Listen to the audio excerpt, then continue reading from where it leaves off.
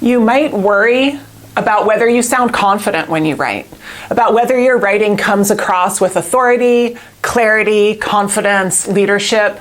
I have worried about this too. One thing I noticed in my writing is that I would use the word just a lot.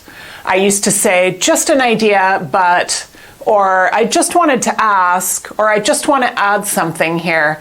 And I realized after noticing that pattern, it probably made me sound a lot less confident.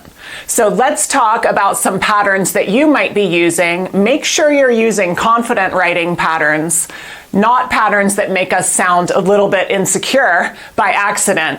Okay, so here's what this video is going to cover: what to do to write confidently, what to avoid, examples of both, and at the end, a quick trick you can use whenever you're in doubt about whether your sentence sounds confident.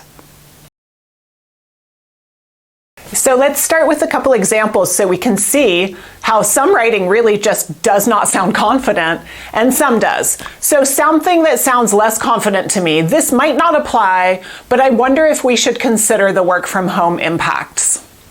It's not horrible, but there's no need to say this might not apply. There's no need to say I wonder. And there's no need really to say maybe should consider. Maybe you want to sound a little more like you're sure we want to look at this. So we could just say, hey, let's look at work from home impacts, which might be a factor too. And what we see there is that we get to the action sooner. Let's look. That's the thing we're doing. It comes right away. All right, let's check out another example.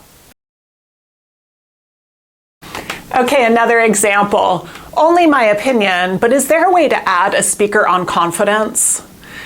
I kind of like this one because it sounds like this person, through their writing anyway, they don't sound very confident. So they're kind of like, hey, we're having a conference. Why not bring in some advice on confidence? Anyhow, but to say that more confidently, we could say, let's add a speaker on confidence to the schedule. Let's do it. Let's get right to that action. Here's what I want to do.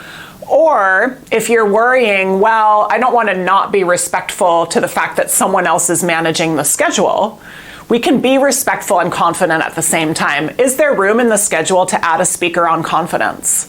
It still clarifies that I know what I want, that I have a clear idea, but that I'm also respecting the other person's management of another part of the situation.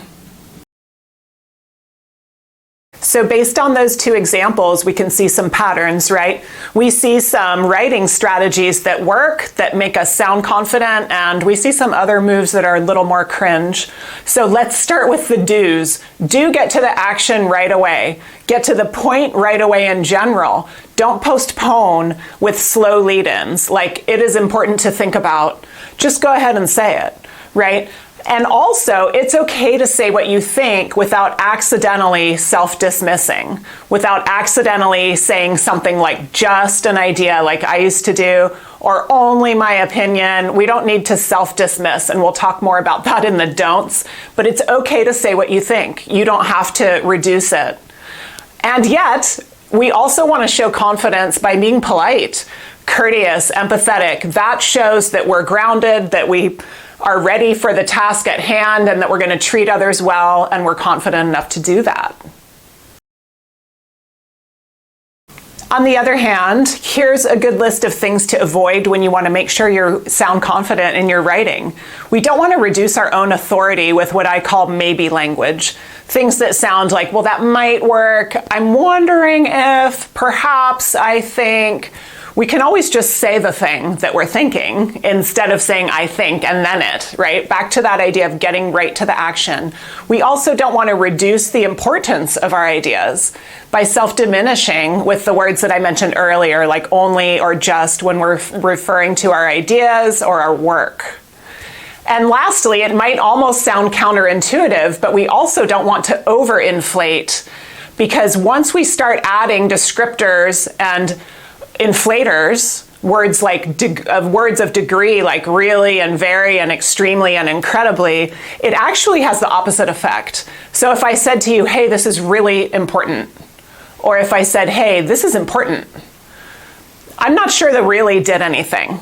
And if we use those too much, we sound like we're exaggerating almost, or like we're just saying our opinion more and more without evidence. So as much as we don't want to reduce our ideas, we also don't want to overstate and exaggerate, because that could make it look, I guess, like in real life, non-writing life, that is, when we're trying too hard, right? We don't want that either.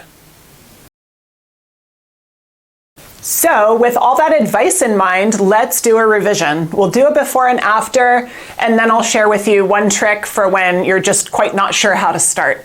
All right, so here's a revision. Before, if I remember right, we heard in last week's meeting that the 2023 data might better reflect customer needs. It's not too bad. I can imagine saying that when I'm trying to soften something and not sound too authoritative. But there's no need to self-dismiss, typically, if I remember right. Might better reflect. Let's just approach that with a little more concision and clarity, a little more sureness. We may need to apply the 2023 data here.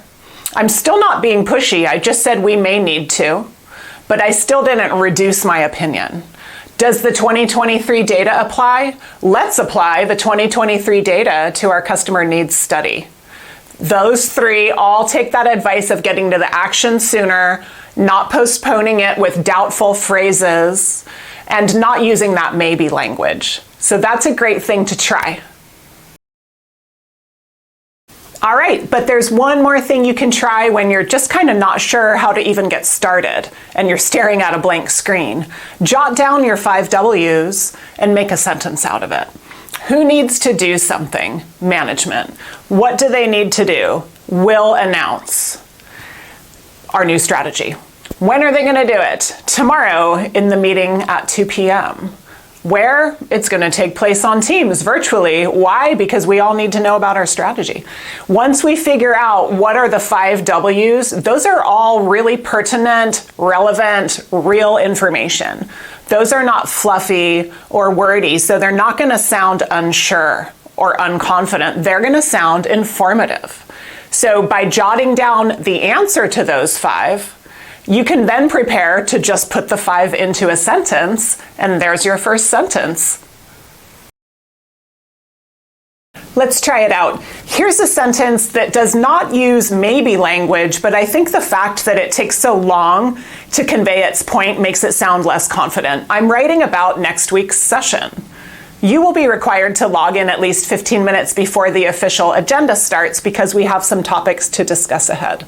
No problem, but I think if somebody just gets right into the action, it's going to sound more confident. So let's use that 5 W's idea. You know, if you're kind of stuck with a couple sentences and you're not sure where to go, or if you don't have a sentence yet, the 5 W's can kind of be a good way to bail ourselves out. So I might think, who needs to do something and what do they need to do? Well, it's the reader, it's you. And what needs to be done is logging in. So if I say, please log in, I just took care of my who and what, and I got right to that point. Then I add in my when, the where is online, and I even have a reason, and I was able to say it all concisely and clearly, which sounds much more confident. All right, so try out these tips. You know, a lot of us have been raised to speak and write in ways that don't sound as confident because of our social conditioning, and that's no fair. We don't want that to create obstacles for us. So make sure your writing sounds confident. Let me know if you have a question. I'll get right back to you in the comments. Have a great day. Let's get out there and write confidently.